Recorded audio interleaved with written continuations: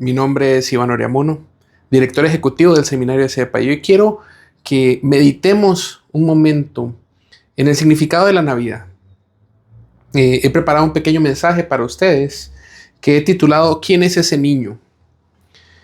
Uno de los principales problemas o situaciones con las que enfrentó nuestro Señor Jesucristo en los evangelios es la identidad de quién es Él.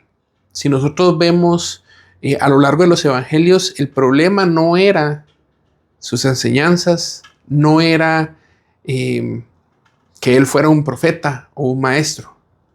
El problema principal era la identidad de quién era ese niño que nació en Belén.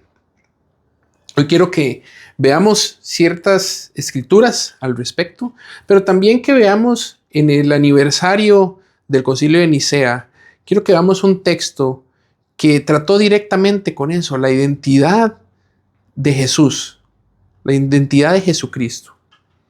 Recordemos que cuando nosotros decimos Jesucristo, mezclamos la palabra o el nombre de Jesús con Cristo, que significa Mesías. Entonces, cuando me escuchan hablar solo de Jesús, es porque estamos avanzando hacia el entendimiento de quién es. Nosotros como creyentes ya sabemos que Jesús es el Cristo prometido. Pero en el Concilio de Nicea, esa era la pregunta que se hacían. Y es importante que nosotros, como creyentes, tengamos un entendimiento de la historia de la iglesia. ¿Qué es lo que sucedió desde los tiempos de Jesús, las narrativas que nosotros vemos en los evangelios, hasta los tiempos modernos? Porque esta pregunta de la identidad de Cristo, de la identidad de Jesús, sigue siendo una pregunta que está en tiempos modernos. Si vemos movimientos actuales, progresistas, ellos no tienen un problema con las enseñanzas de Jesús, con decir que Jesús es un buen maestro, incluso en algunos casos con decir que Jesús es un profeta. Ellos tienen un problema con la deidad de Jesús, con el dar a entender que Jesús es hijo de Dios, que es Dios mismo, que se encarnó y se hizo hombre para vivir con nosotros. Entonces, vamos a adentrarnos un poco en esto. Lo que sucede en el año 325 después de Cristo es que después de un tiempo de persecución por parte del Imperio Romano, Constantino I, Constantino el Grande, toma la posición de emperador de Roma y es el primer emperador romano que favorece abiertamente el cristianismo, haciéndose él mismo cristiano, y convoca a lo que es conocido como el Concilio de Nicea, en Nicea, lo que actualmente es Turquía, en Asia Menor, para debatir varias posiciones teológicas que habían en ese momento sobre la identidad de Jesús, sobre lo que nosotros en teología conocemos como cristología.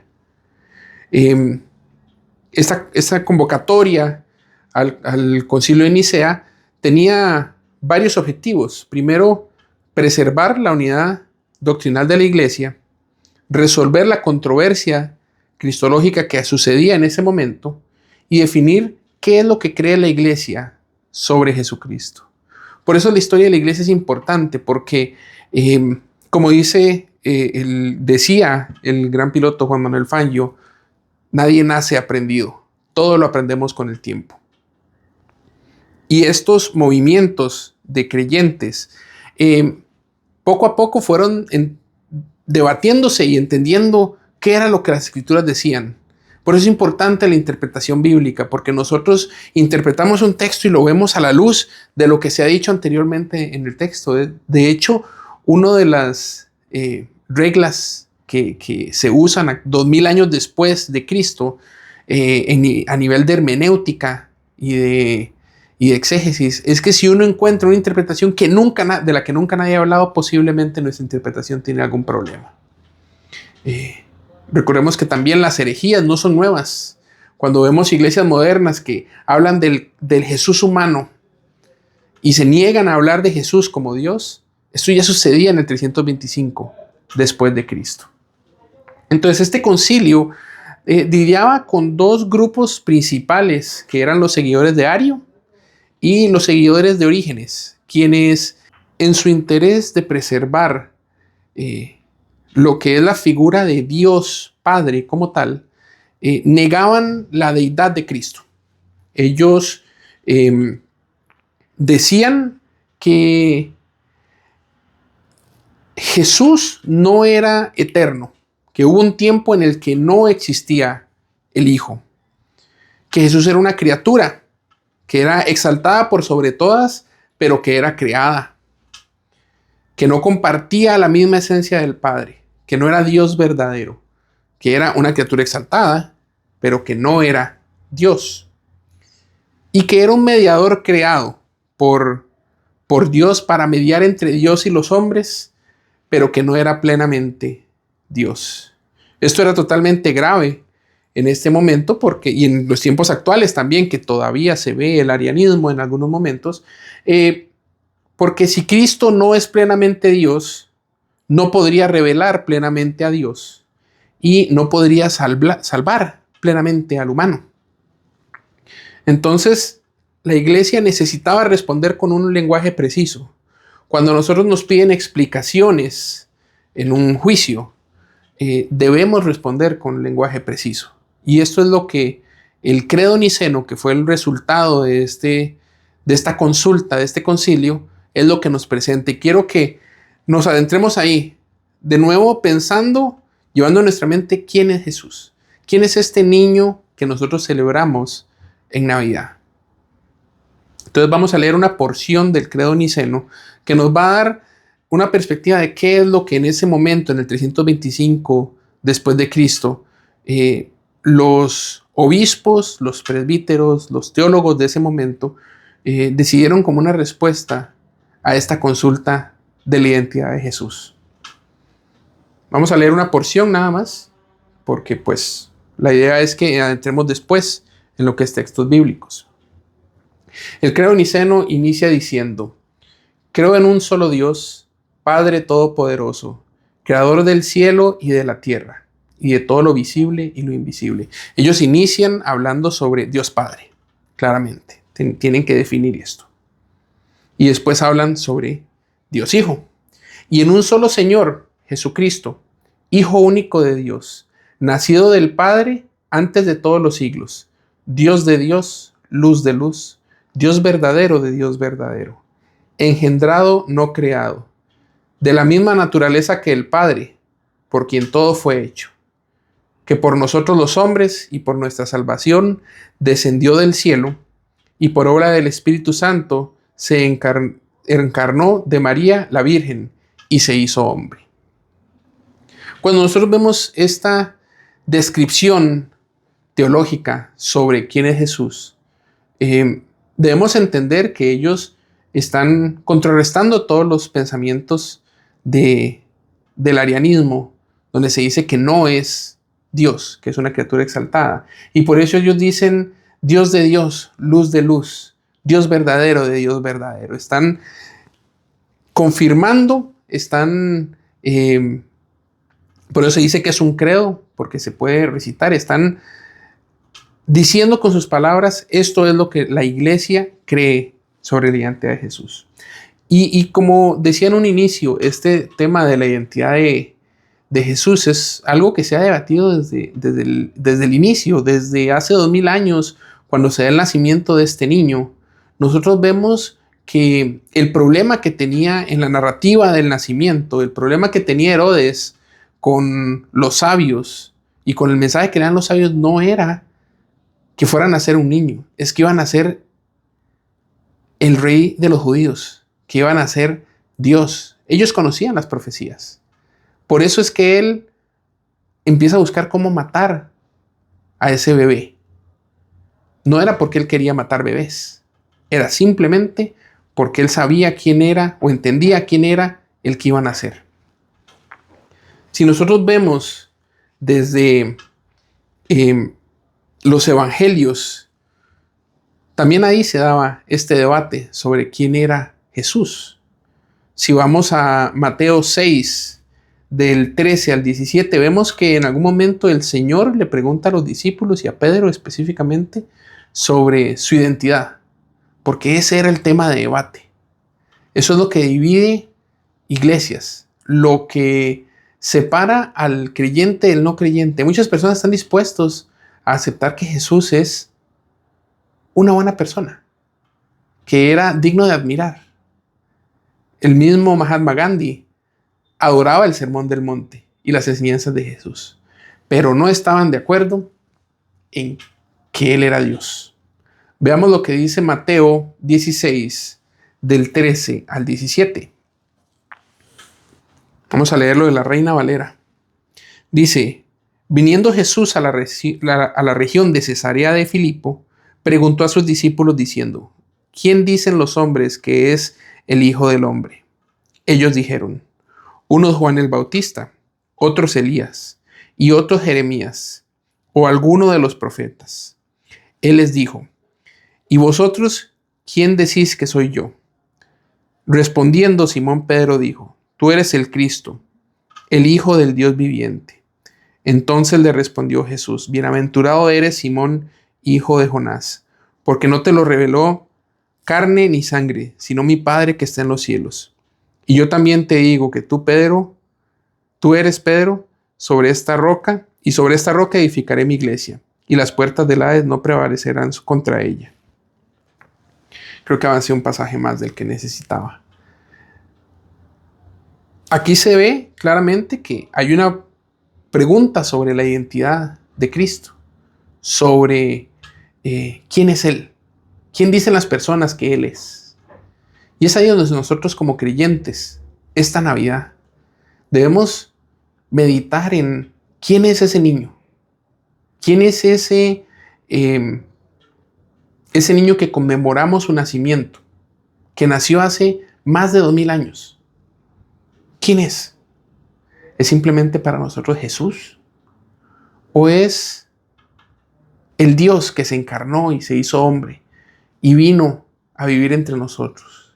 Quiero que veamos otros pasajes que también nos hablan, primeramente, antes de que Jesús naciera, nos mostraban quién iba a ser Él, este niño que iba a nacer. Y vemos pasajes donde se nos describe quién es Él de una manera poética. Vamos a ir al pasado, al presente en los tiempos bíblicos y al futuro, viendo qué es lo que nos dice la Biblia sobre este niño, porque esa sigue siendo nuestra pregunta. ¿Quién es ese niño? Vamos entonces a Isaías 9, versículo 6. Un pasaje que es conocido para nosotros en tiempos navideños, que se utiliza normalmente para hablar sobre ese niño que iba a nacer, sobre esa promesa que se había hecho de un Mesías. Y vamos a ver cómo el texto describe a esta figura, a esta persona que nacería muchos cientos de años después. Isaías 9, versículo 6 dice: porque un niño nos es nacido, hijo nos es dado, y el principado sobre su hombro, y se le llamará su nombre admirable, consejero, Dios fuerte, Padre eterno, príncipe de paz. Es claro cómo Isaías nos describe la figura de Jesucristo desde antes de que incluso él supiera qué era lo que iba a suceder con este niño. Pero ya la Biblia, como lo sabemos, nos viene llevando hacia lo que son los evangelios, hacia ese evento apocalíptico que es el nacimiento de Jesucristo. Quiero que ahora avancemos al tiempo presente en los tiempos de los evangelios, a ese tiempo presente hace más de 2000 años, donde se da el nacimiento de este Mesías esperado, de este Mesías prometido. Y vamos a usar lo que es el Evangelio de Juan para entender quién es esta persona. Si vemos cada uno de los evangelios, tienen como propósito presentarnos desde diferentes perspectivas el nacimiento de Jesucristo. Y quiero que hoy veamos la perspectiva teológica que presenta Juan. Nos lo presenta como un poema que claramente nosotros podemos ver esta figura del verbo que es Jesucristo, pero nos lo describe desde su deidad. Y es ahí donde cuando nosotros leemos los pasajes bíblicos y luego escuchamos a alguien decir que Jesucristo no era Dios o no es Dios, nos asombra, nos debería asombrar, nos debería escandalizar. Veamos lo que dice Juan en su prólogo del versículo 1 al 14. Entonces vamos a leer una porción larga. Dice: en el principio era el Verbo, y el Verbo era con Dios, y el Verbo era Dios. Este era en el principio con Dios. Todas las cosas por Él fueron hechas, y sin Él nada de lo que ha sido hecho fue hecho. En Él estaba la vida, y la vida era la luz de los hombres. La luz en las tinieblas resplandece, y las tinieblas no prevalecieron contra ella.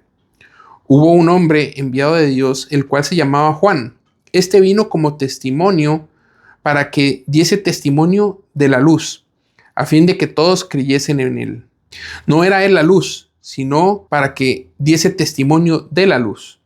Aquella luz verdadera que alumbra a todo hombre venía a este mundo. En el mundo estaba, y el mundo por él fue hecho, pero el mundo no le conoció. A los suyos vino, y los suyos no le recibieron. Mas a todos los que le recibieron, a los que creen en su nombre, les dio potestad de ser hechos hijos de Dios, los cuales no son engendrados de sangre, ni de voluntad de carne, ni de voluntad de varón, sino de Dios. Y aquel Verbo fue hecho carne, y habitó entre nosotros, y vimos su gloria, gloria como la del unigénito del Padre, lleno de gracia y de verdad. El pasaje continúa después hablando sobre el testimonio de Juan sobre Jesús. Pero quiero que veamos cómo este texto nos describe a ese Jesús, a ese Jesucristo que estaba en el principio, que estaba con Dios, y después nos dice, y era Dios. No hay manera lógica de hacer malabares teológicos para negar esta verdad. La verdad es que Dios, al ver su creación, que eran enemigos de Él, envía a su Hijo para que viniera a este mundo, se humillara, nos dice un pasaje, y tomara forma de hombre. Quiero que entonces nosotros veamos también cómo se describe a este mismo Jesucristo en su segunda venida. Cómo al final de los tiempos se verá a Jesús. Vamos a ir a Apocalipsis 19, versículos del 11 al 16, donde ahora se nos muestra la imagen de este Jesús victorioso. Y quiero que veamos el contraste o cómo se muestra a este Jesús que a veces las personas, y podemos llegar incluso nosotros a tomarlo con ligereza. Porque al fin y al cabo, Jesucristo es Dios para quienes creemos en Él. Dice Apocalipsis 19, 11. Esto es una imagen que se está mostrando, ¿verdad?, a Juan, de esa segunda venida de Jesucristo en su gloria. Ya no solo como hombre, sino ahora glorificado después de su resurrección. Y volviendo a la tierra para salvar a los suyos, para llevarse a los suyos y cumplir su voluntad al final de los tiempos. Dice Apocalipsis 19, 11. Entonces vi el cielo abierto, y he aquí un caballo blanco, y el que lo montaba se llamaba Fiel y Verdadero, y con justicia juzga y pelea. Sus ojos eran como llama de fuego, y había en su cabeza muchas diademas, y tenía un nombre escrito que ninguno conocía sino solo él. Estaba vestido de una ropa teñida en sangre, y su nombre es el Verbo de Dios. Y los ejércitos celestiales, vestidos de lino fino, blanco y limpio, le seguían en caballos blancos. De su boca sale una espada aguda para herir con ella a las naciones, y él las regirá con vara de hierro. Y él pisa el lagar del vino del furor y de la ira del Dios Todopoderoso. Y en su vestidura y en su muslo tiene escrito este nombre: Rey de Reyes y Señor de Señores. ¿Por qué leemos todos estos pasajes? ¿Por qué vamos al credo niceno a ver qué era lo que nos decían? ¿Por qué nos interesa la deidad de Cristo? ¿Por qué nos interesa saber cuál es su identidad? Porque la diferencia entre un creyente y un no creyente es que reconoce que Cristo es Dios, que entiende su evangelio. Porque lo que sucede en un principio es que el humano, eso lo vemos en Génesis, el humano se rebela contra Dios, se nos dice que se amotina contra Dios y decide en esta rebeldía oponerse a Dios y hacerse enemigo de Dios. Y a partir de ahí, todos nosotros nos hicimos enemigos de Dios. Pero el Señor no nos dejó simplemente ahí. Él pudo habernos fulminado en ese momento. Pero empieza un plan en movimiento para salvar. Y el Señor, nosotros vemos que se nos muestra a lo largo de la Biblia que nosotros solos no podemos salvarnos. No podemos ser buenos, ninguno es bueno. Cuando nosotros tratamos de hacer cosas buenas, están teñidas de pecado. Pero el Señor envía a su Hijo, a Jesucristo, que nos dice el pasaje. Estaba con Él en el principio y era Dios, es Dios. Envía a su Hijo y su Hijo voluntariamente se presenta como ese sacrificio que se necesitaba, porque al final el pago por el pecado era la muerte, entonces alguien debía pagar por esos pecados. Pero para los que ponen su fe en Jesucristo y en el sacrificio de Jesucristo, hay una salida, porque Jesucristo pagó por quienes creemos en Él. Él pagó ya por nuestros pecados, incluso pecados que todavía vamos a cometer y no sabemos. Él ya pagó por todo y ya nosotros somos hechos puros, somos hechos santos, somos hechos justos delante de Él. Hoy quiero que nosotros meditemos en quién es ese niño que está en el pesebre. Cuando nosotros celebramos la Navidad, ¿qué es lo que estamos celebrando? Estamos celebrando que tenemos vacaciones, que tenemos un tiempo de descanso alrededor de las festividades. O estamos celebrando que hace 2000 años el Dios Todopoderoso, el Creador de todo, se humilló para tomar forma humana, para venir a salvar a los suyos. Que ese niño que nosotros vemos en un pesebre es Dios, que vino por voluntad propia a servir, a salvarnos, a redimirnos. Quiero que meditemos eso esta Navidad. ¿Cuál es la identidad? ¿Qué es lo que yo creo que Él es? Y le pido a Dios que nosotros podamos volver a leer algo como los pasajes que leímos ahorita o como el credo niceno y maravillarnos y llenarnos de alegría porque nosotros no merecíamos que Dios hiciera algo así por nosotros. Ningún otro Dios en ninguna otra religión ha hecho algo así. Y recordemos que estamos hablando de dioses con D minúscula que no tienen poder. Pero el Dios verdadero decide en un momento apocalíptico, envía a su Hijo a que nazca en el momento propicio para salvar a los pecadores. Le pido a Dios que cada uno de ustedes esta Navidad reflexione en eso. ¿Quién es ese niño que está ahí? Y nos maravillemos cuando escuchamos algo como lo que se escribió en Nicea.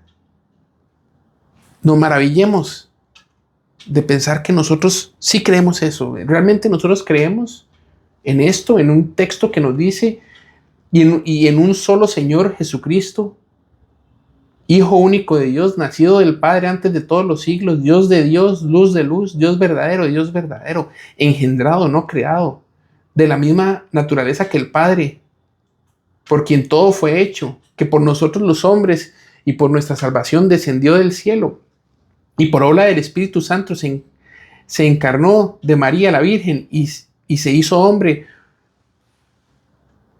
Quiero que nosotros entendamos que ese bebé que está ahí, que vemos en las películas de Navidad sobre el nacimiento, ese bebé que nosotros conmemoramos su nacimiento, era Dios y sigue siendo Dios porque sigue estando vivo y al tercer día resucitó según las Escrituras y se sienta a la derecha del Padre y media por nosotros para nuestra santificación. Que estas palabras, que estos pasajes resuenen en nuestro corazón en esta Navidad y nos llenemos de alegría, nos llenemos de gozo y podamos compartir con nuestras familias sobre quién es verdaderamente ese niño al que conmemoramos. Que el Señor los bendiga esta Navidad, que llene sus casas de bendición y que todos en sus familias puedan reconocer al verdadero Jesucristo, al Dios verdadero que vino a salvarnos. De parte del Seminario CEPA les deseamos una muy feliz Navidad y que el Señor los bendiga en este año que está a punto de empezar.